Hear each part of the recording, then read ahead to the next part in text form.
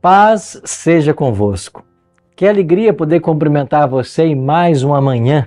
O sol já está nascendo daqui a pouquinho, símbolo de que as misericórdias do Senhor se renovaram sobre a sua vida e também sobre a minha.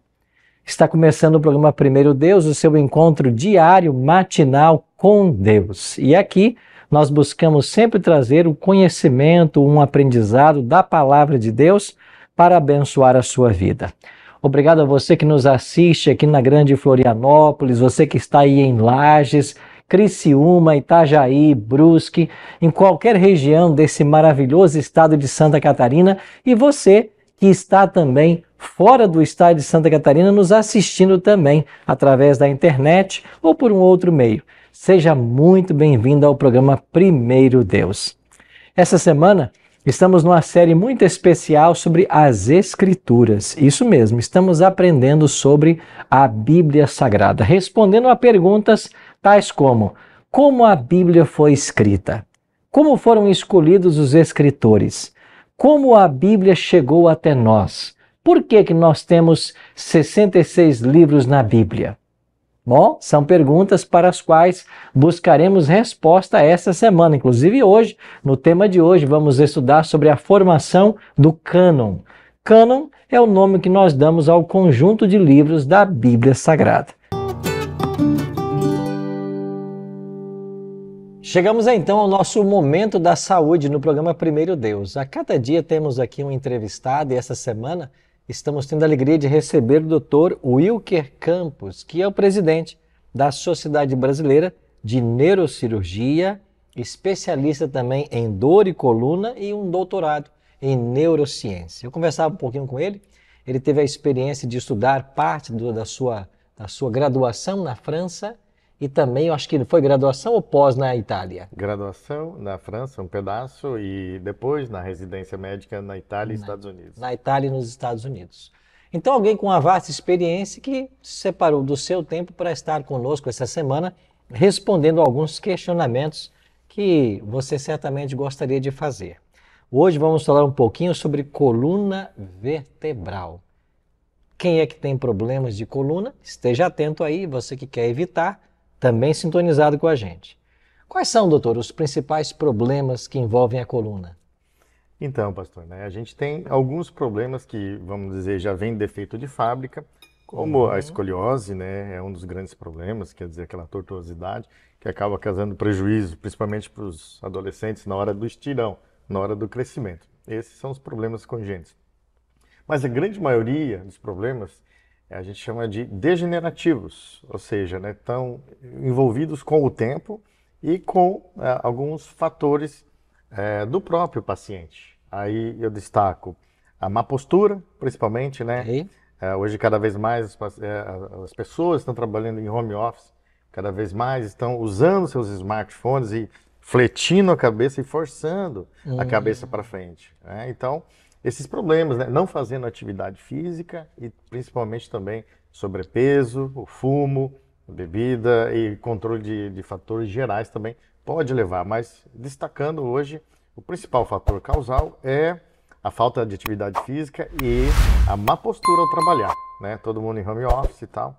E eu destaco sempre que os policiais, por exemplo, aqui de Santa Catarina, estão vindo com muita frequência consultar comigo. É mesmo? Exatamente. Quando eu fui fazer o levantamento do porquê, o sistema deles mudou e eles fazem tudo pelo celular agora, as ocorrências. Então, mais tempo aí grudado no celular. Mais tempo grudado no celular. Você com a cabeça baixa. E aí você está prejudicando a saúde desses colegas e nossa também. A gente está toda hora no celular. A gente chama até esse problema de tech neck, Tech neck? Tech neck, o tecnológico afetando o neck e o pescoço. Exatamente. Olha aí. E quais são os fatores que influenciam nesses problemas de coluna vertebral? O principal deles, claro, é o peso, excesso de peso e a falta de atividade física, Uma coluna forte, um paciente uma pessoa que faz exercícios com regularidade, ele tem sempre a musculatura forte.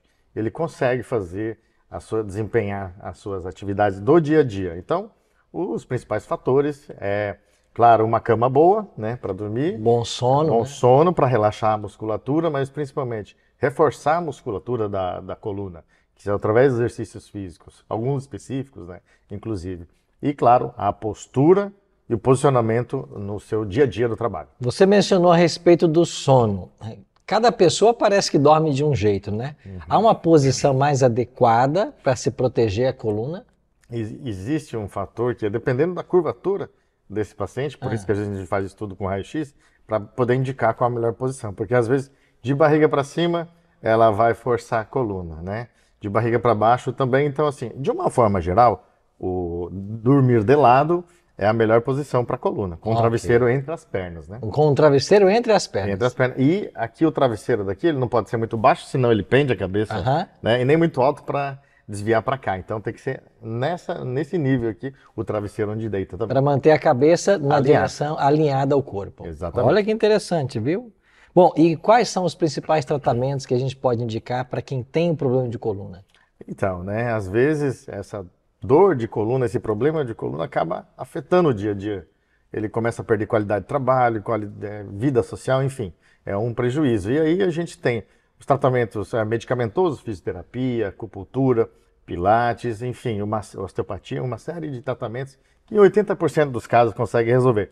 Porém, quando isso não é o suficiente, a gente precisa fazer uma análise do que está inflamado ou machucado para, através de infiltrações na coluna, os procedimentos minimamente invasivos, para poder então estar aliviando a dor dele, para ele poder voltar para a atividade física. Entendi. Né? Porque a atividade física é o pilates, a fisioterapia, que vai deixar essa pessoa alinhada com a saúde da coluna dela. Olha aí, obrigado pelas dicas, viu? Aí para você que está com alguma dor, um problema de coluna vertebral, algumas dicas preciosas para você.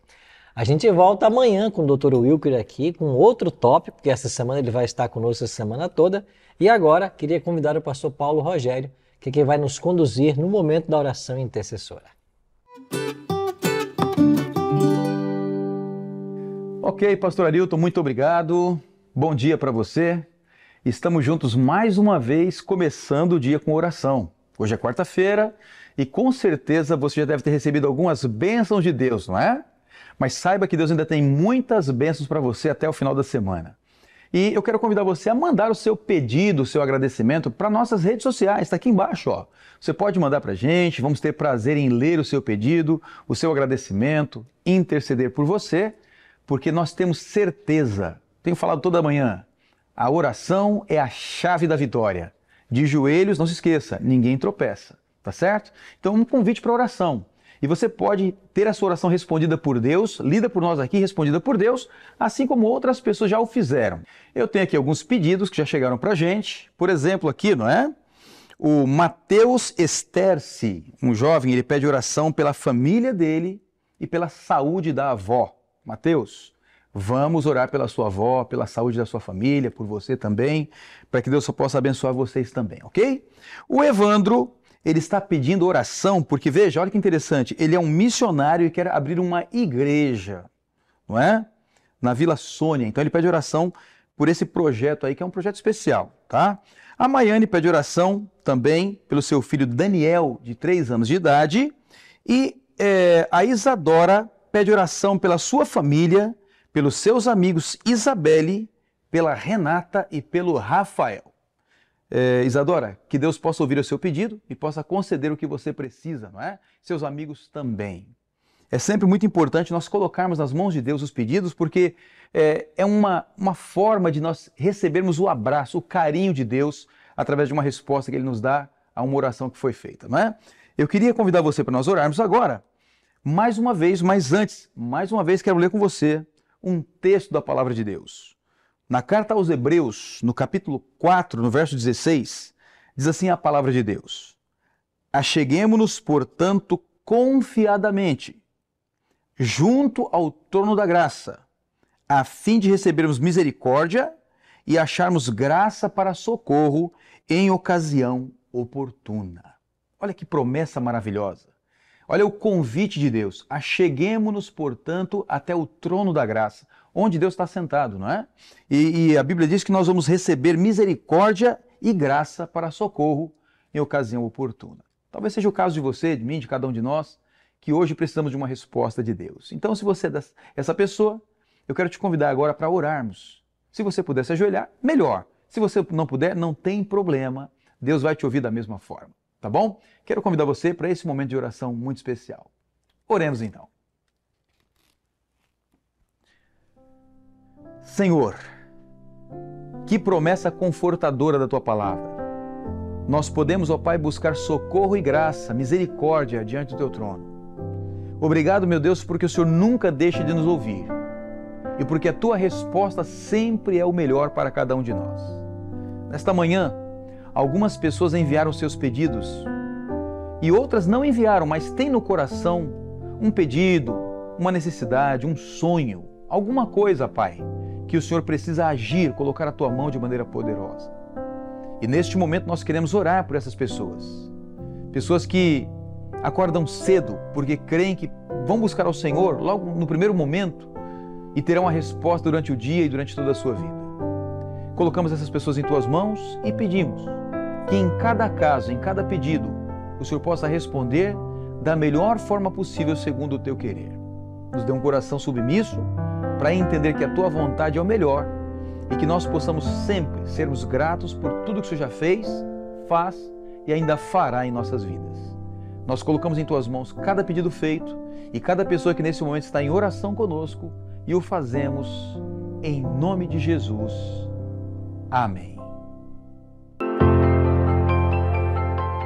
Bem, chegamos agora a um momento muito especial do programa Primeiro Deus, quando juntos vamos estudar a Bíblia Sagrada. Essa semana estamos numa série muito especial sobre as Escrituras Sagradas. E eu queria mostrar para você aqui o nosso roteiro. Começamos na segunda-feira falando sobre revelação, inspiração e iluminação. Ontem estudamos sobre a autoridade das Escrituras e hoje a formação do cânon. Amanhã, como interpretar as Escrituras. Olha, o programa de amanhã está imperdível, viu? Você vai conhecer 10 regras de interpretação da Bíblia. Amanhã, 5 da manhã, põe aí o seu relógio para despertar. E na sexta-feira, fecharemos a série falando sobre como que a Bíblia foi traduzida para as línguas modernas. Então hoje vamos nos concentrar na formação do cânon bíblico, tá bem? Esse é o tema de hoje. Pastor Arilton, eu perdi o programa segunda-feira, terça-feira não assisti. Bom, se você perdeu, basta ir lá no meu canal no YouTube, Arilton Oliveira, ou PR Arilton, e você vai ter no YouTube todos os vídeos para você poder assistir e não perder nada do programa. Muito obrigado você que nos acompanha em TV aberta, você que está aí pelas redes sociais, no YouTube, você é muito bem-vindo ao programa Primeiro Deus. E agora, antes de começarmos o estudo da Bíblia, eu queria convidar você para nós orarmos e vamos em busca de uma resposta. A seguinte pergunta: qual a origem da Bíblia e como ela chegou até nós? Então, agora nós vamos estudar na Bíblia e encontrar as respostas a respeito sobre a origem da Bíblia e como ela chegou até nós. Para isso, quero convidar você a nós orarmos. Vamos orar? Pai querido, muito obrigado por estarmos juntos mais uma vez nesta manhã para estudarmos o Teu livro sagrado. Queremos entender como o céu preparou esse livro para a humanidade. Queremos entender a sua origem. Queremos entender como que os livros foram escolhidos. Por isso, Pai, nos abençoa agora e que nós possamos entender o grande valor da Bíblia Sagrada para a nossa vida. Oramos em nome de Jesus. Amém. Pegue a sua Bíblia e vamos juntos então na busca destas respostas. Eu queria começar falando para você a respeito das línguas originais da Bíblia. Eu tive a oportunidade de lá na cidade de Cachoeira, lá na Bahia, perto de Feira de Santana, cursar 4 anos de teologia. E lá eu pude aprender um pouco das línguas gregas e hebraicas, línguas originais da Bíblia. E eu quero aproveitar e mandar um abraço para todos os baianos que estão nos assistindo também. Um abraço carinhoso para você. Passei 4 anos aí estudando teologia e sabe que foi no seminário que eu tive o primeiro contato com as línguas originais da Bíblia. A gente estudou um pouco de grego, um pouco de hebraico, e são 3 as línguas originais da Bíblia. Ela foi escrita todo o Antigo Testamento em hebraico, porções do Antigo Testamento em aramaico e todo o Novo Testamento em grego. Por que é importante nós sabermos isso? Porque quando você vai fazer o estudo de um texto, a gente pode buscar um conhecimento mínimo destas línguas para nos ajudar a entender melhor aquilo que a Bíblia está declarando. É por isso que hoje a gente vai entender um pouquinho mais a respeito dessas línguas. Comecemos então pelo hebraico. O hebraico é um ramo da antiga língua semita, que era falada pelos nativos lá de Canaã. Lembra? Na terra que Deus prometeu ao povo? Então lá se falava o hebraico. É chamada também a língua de Canaã, em Isaías capítulo 19, verso 18. Um detalhe curioso dessa língua é que nós, no português, por exemplo, sempre escrevemos da esquerda para a direita. O hebraico, você escreve da direita para a esquerda. Esta é uma peculiaridade da língua. E o alfabeto era composto de 22 letras, sendo que todas as 22 letras eram consoantes. Então, no alfabeto hebraico, você não tem vogal. Com o passar do tempo, depois os maçoretas, o grupo assim chamado, foram os responsáveis por introduzir no texto hebraico aquilo que nós chamamos de vogais, para nos ajudar a ter a correta fonética das palavras, a correta forma de expressar cada palavra da língua hebraica. Então, os personagens do Antigo Testamento, eles falavam a língua de Canaã, eles falavam o hebraico, e é por isso que todo o Antigo Testamento foi escrito na língua hebraica. Queria dar para você aqui apenas um exemplo para você ver, talvez você nunca viu um escrito hebraico, então quero colocar aqui na sua tela Gênesis 1, verso 1. Aqui está o primeiro verso da Bíblia. Você vai ler da direita para a esquerda, é assim que se escreve, e aqui está: no princípio criou Deus os céus e a terra. Em hebraico você pode ler Em Bereshit bara Elohim, e aqui Elohim é plural de El. No caso, se fôssemos traduzir ao pé da letra, seria Em Bereshit, no princípio, bara criou Elohim, deuses, os céus e a terra. Por que Elohim está no plural? Porque nós entendemos de que não estava só Deus o Pai criando todas as coisas, mas estava Deus Pai, Deus Filho e Deus Espírito. É por isso que em Gênesis 1, verso 2 diz que o Espírito de Deus pairava por sobre as águas.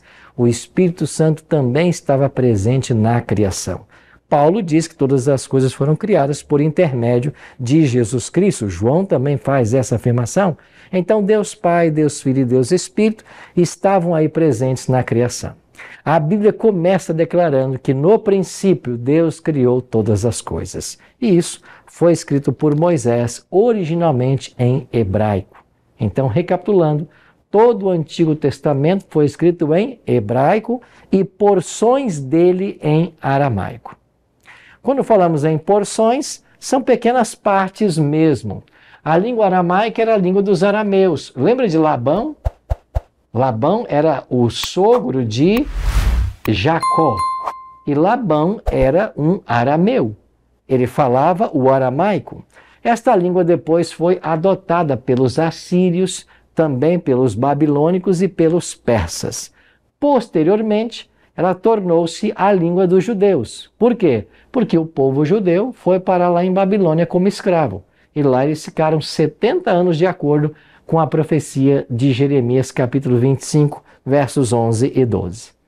Os judeus em Babilônia, então, aprenderam o aramaico. O aramaico é uma língua prima do hebraico. É como o português e o espanhol. São línguas bem parecidas, palavras às vezes são as mesmas. Assim acontece também com o aramaico e o hebraico. A língua do Novo Testamento é a língua grega. É chamado o grego clássico, era o grego falado pelos eruditos, os sábios, os filósofos, mas o povo comum falava o grego koiné. E o Novo Testamento foi escrito não no grego clássico, mas no grego koiné, que era a língua das pessoas simples da sociedade. Todo o Novo Testamento está escrito em grego koiné. Era a língua dos dias de Jesus. Jesus falava também o aramaico. Aliás, nos dias de Cristo eram faladas 4 línguas principalmente: o latim, o hebraico, o aramaico e o grego.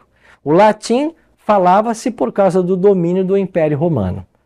O hebraico, por causa da ascendência do judaísmo, a língua falada em Canaã. O aramaico, eles aprenderam lá na Babilônia, nos 70 anos de cativeiro, e o grego foi a língua que eles falaram também, porque a Grécia, a partir do ano 331, conquistou, vencendo a Medopérsia, a hegemonia mundial.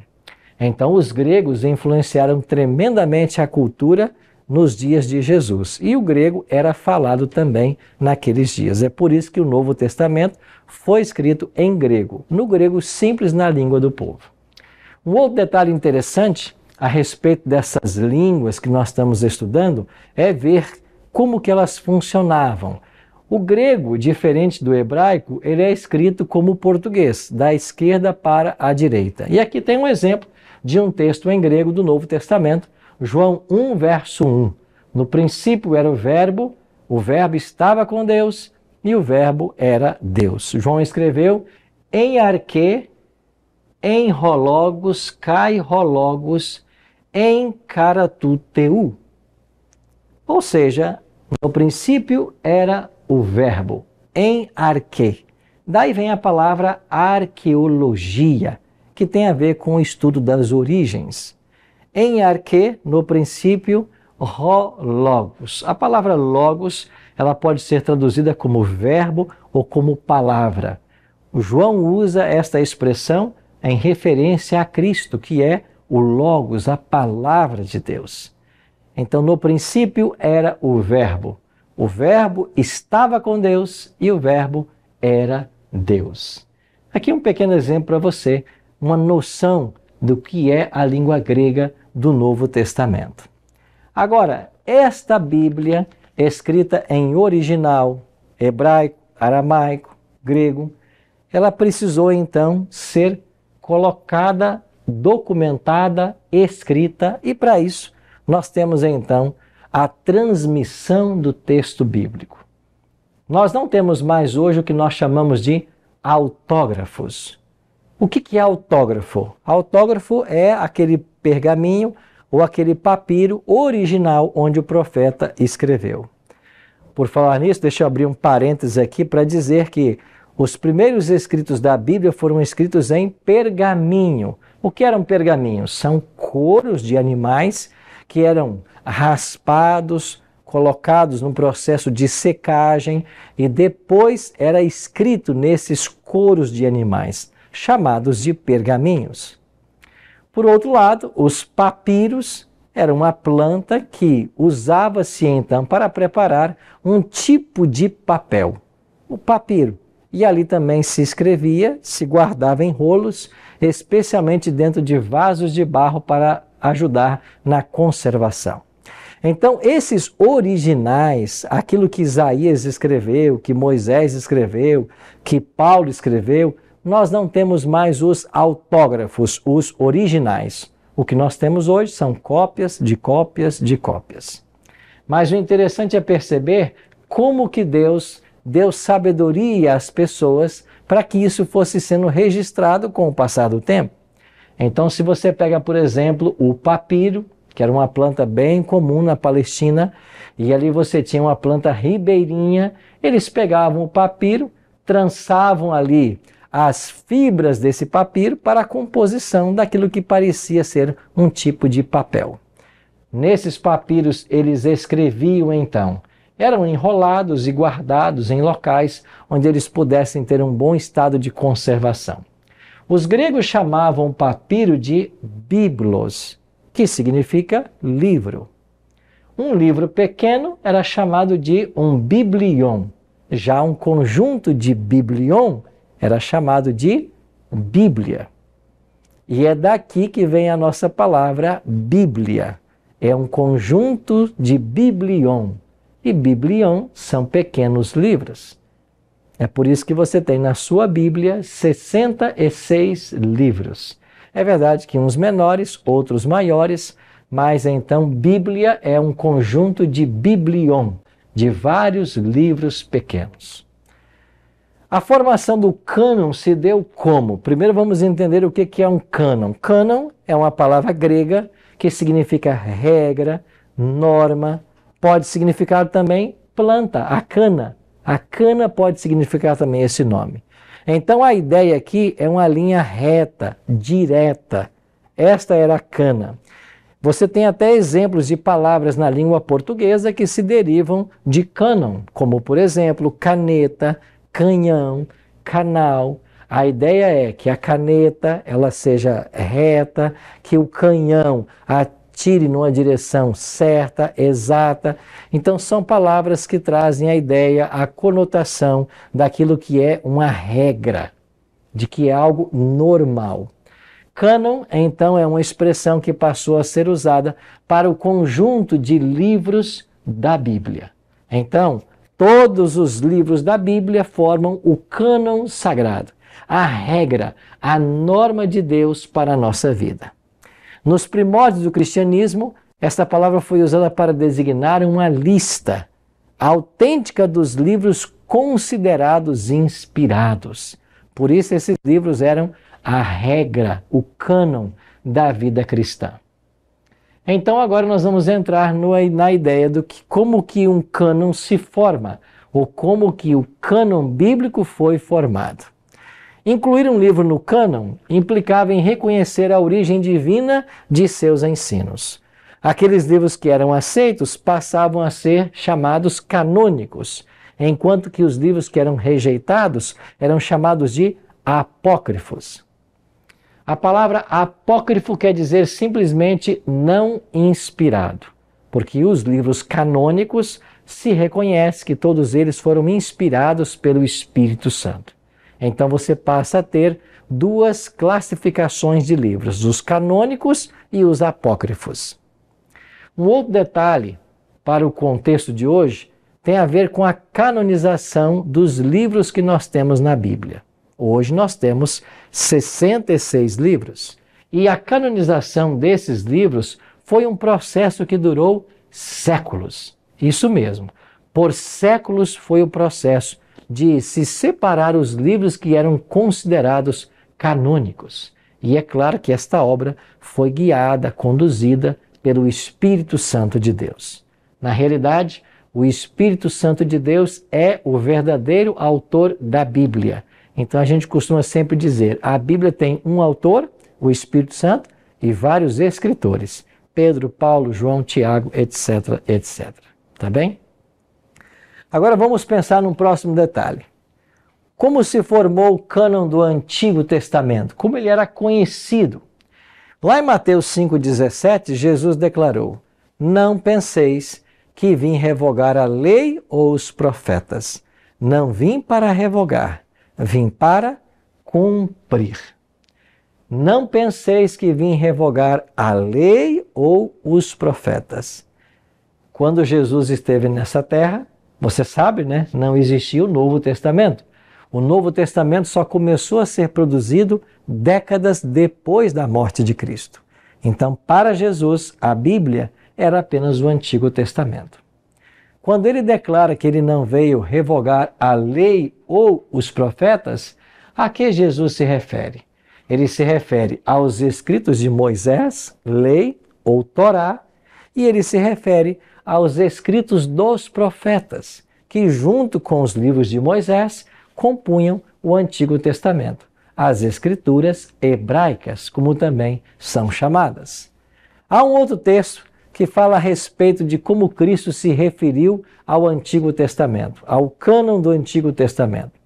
Em Lucas 24:44, a seguir Jesus lhes disse, são estas as palavras que eu vos falei, estando ainda convosco. Importava se cumprisse tudo o que de mim está escrito na lei de Moisés, nos profetas e nos salmos. Cristo aqui nesse verso fala de uma certa divisão do cânon do Antigo Testamento. Ele vai chamar Lei de Moisés, a Torá, que são os primeiros 5 livros da Bíblia, Gênesis, Êxodo, Levítico, Números e Deuteronômio.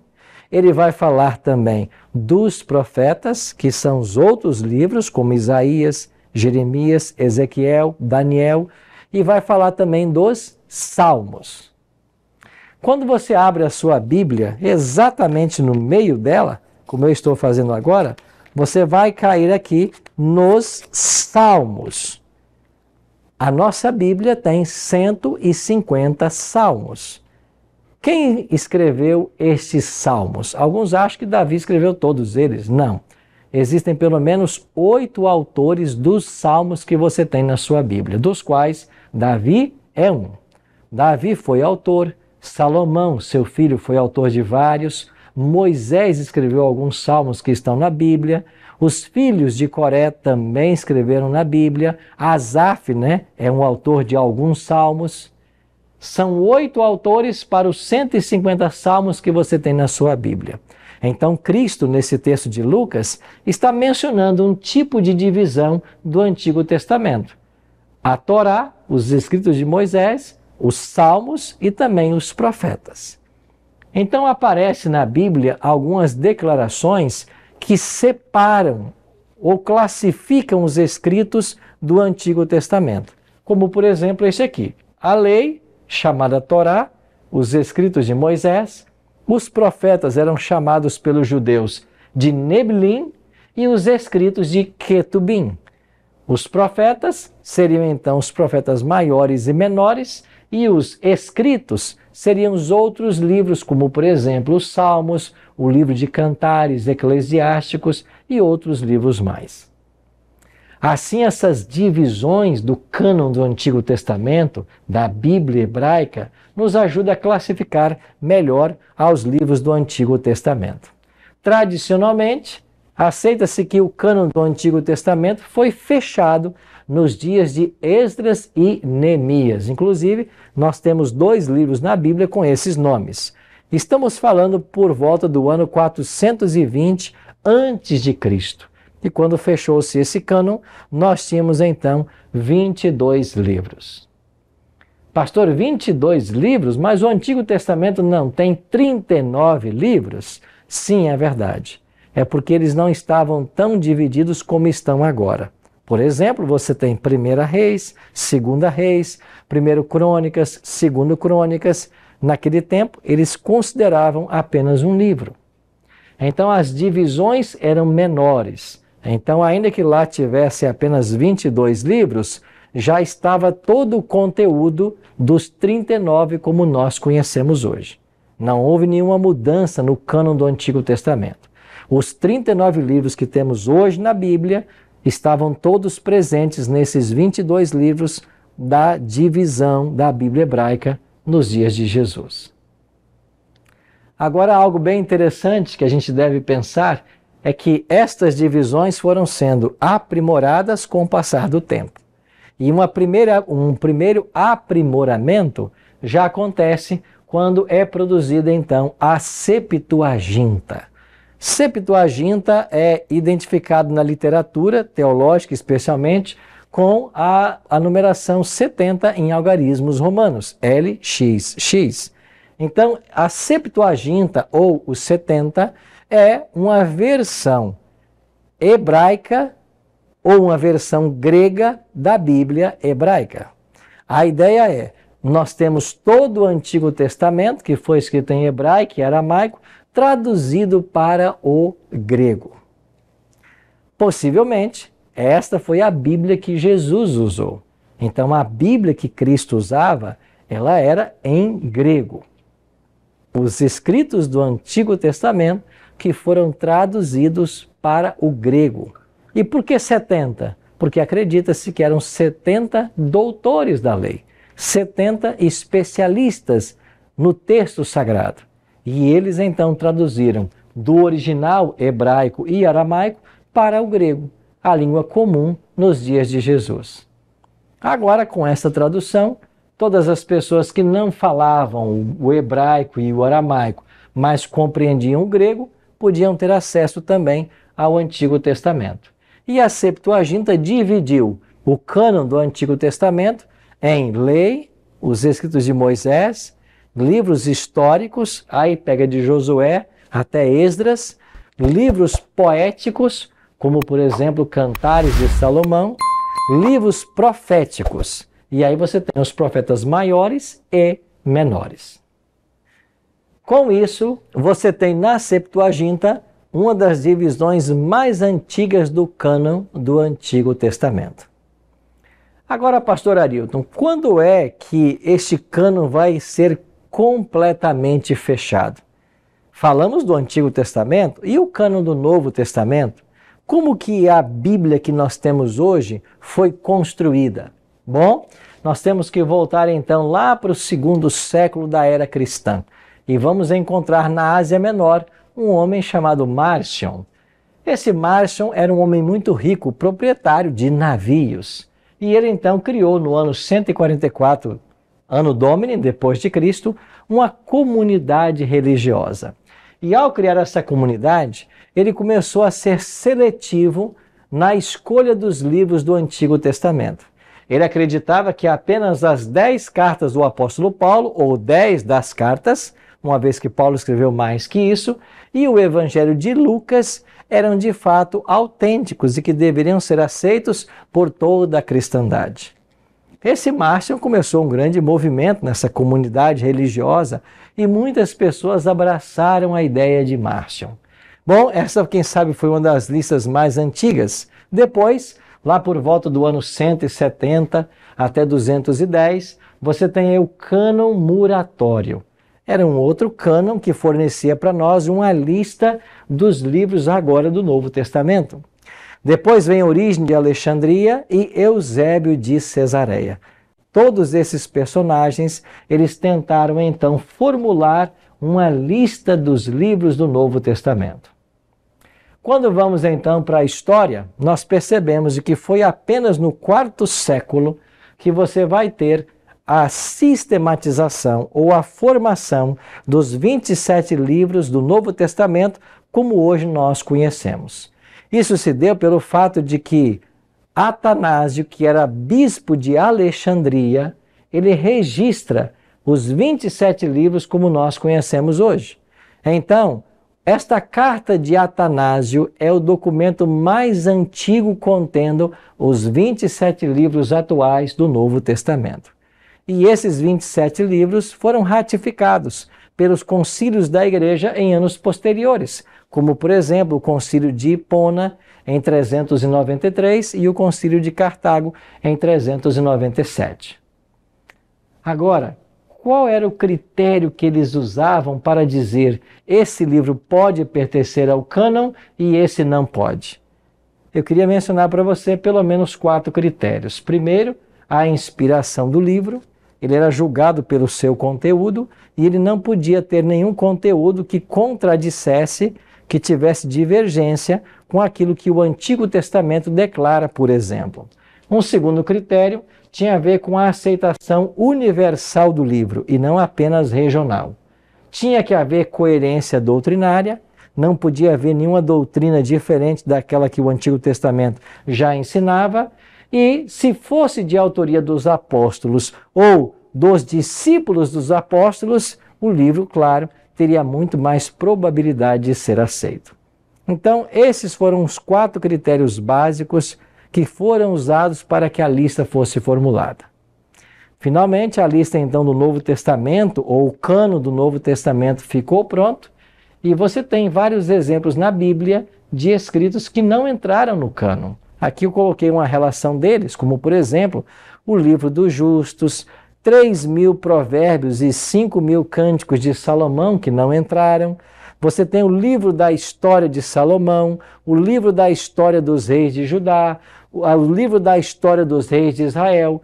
A Bíblia menciona esses livros, mas eles não entraram no cânon. É claro que Deus estava supervisionando todo esse trabalho daquilo que poderia ou deveria entrar ou não. Você tem aqui o exemplo de 1 Crônicas 29, onde a própria Bíblia declara: os atos, pois, do rei Davi, tanto os primeiros como os últimos, eis que estão escritos nas crônicas, registradas por Samuel, o vidente, nas crônicas do profeta Natã e nas crônicas de Gade, o vidente. Você hoje não tem na Bíblia o livro, por exemplo, das crônicas de Gade, de Natã, de Samuel.